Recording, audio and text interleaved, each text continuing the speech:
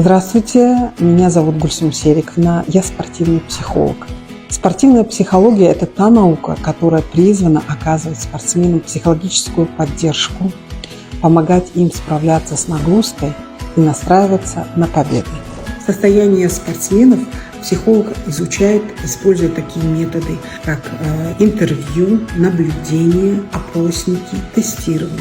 Спортивный психолог учит спортсменов навыкам саморегуляции. Также спортивный психолог информирует спортсменов и тренера о фактах, связанных с психологией спорта. Сотрудничество со спортивным психологом рекомендовано абсолютно всем спортсменам. С ним важно работать на всех этапах деятельности. На стадии подготовки к соревнованиям, непосредственно на соревнованиях, восстановлении после травмы, после поражения.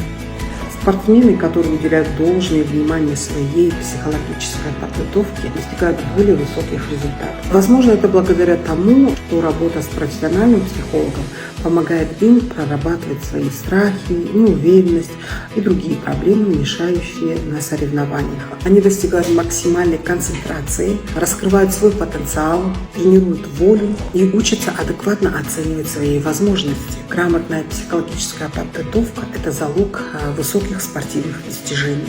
Уважаемым слушателям я хотела бы пожелать психологического здоровья, высокой стрессоустойчивости, всегда быть позитивным, верить в себя и получать удовольствие от работы.